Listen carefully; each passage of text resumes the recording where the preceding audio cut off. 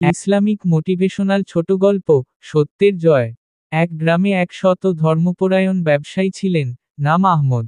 তিনি সবসময় হালাল উপায়ে ব্যবসা করতেন এবং কখনো মিথ্যা বলতেন না।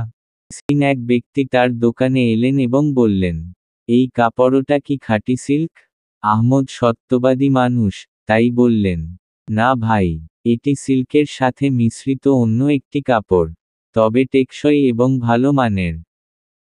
লোকটি অবাক হয়ে বলল, আমি তো অন্য দোকানে গিয়ে দেখলাম, একই কাপড় তারা খাঁটি সিল্ক বলে বিক্রি করছে।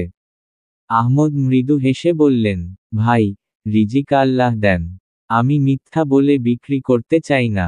লোকটি আহমদের সততায় মুগ্ধ হল এবং বলল, আপনার সততার জন্যই আমি আপনার কাছ থেকেই কিনব। লোকটি অবাক হয়ে বলল, আমি তো অন্য দোকানে গিয়ে দেখলাম, একই কাপড় তারা খাঁটি সিল্ক বলে বিক্রি করছে। আহমদ মৃদু হেসে বললেন, ভাই, রিজিক আল্লাহ দেন, আমি মিথ্যা বলে বিক্রি করতে চাই না। লোকটি আহমদের সততায় মুগ্ধ হল এবং বলল, আপনার সততার জন্যই আমি আপনার কাছ থেকেই কিনব। লোকটি অবাক হয়ে বলল, আমি তো অন্য দোকানে গিয়ে দেখলাম, একই কাপড় তারা খাঁটি সিল্ক বলে বিক্রি করছে। আহমদ মৃদু হেসে বললেন, ভাই, রিজিক আল্লাহ দেন, আমি মিথ্যা বলে বিক্রি করতে চাই না। লোকটি আহমদের সততায় মুগ্ধ হল এবং বলল, আপনার সততার জন্যই আমি আপনার কাছ থেকেই কিনব। কিছুদিন পর সেই লোকটি আবার এলো, সঙ্গে অনেক পরিচিত লোকজন।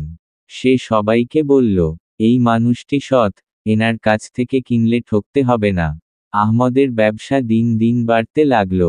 তিনি আল্লাহর ওপর ভরসা রেখে হালাল পথে ছিলেন, আর আল্লাহ তার ব্যবসায় বরকত দিলেন।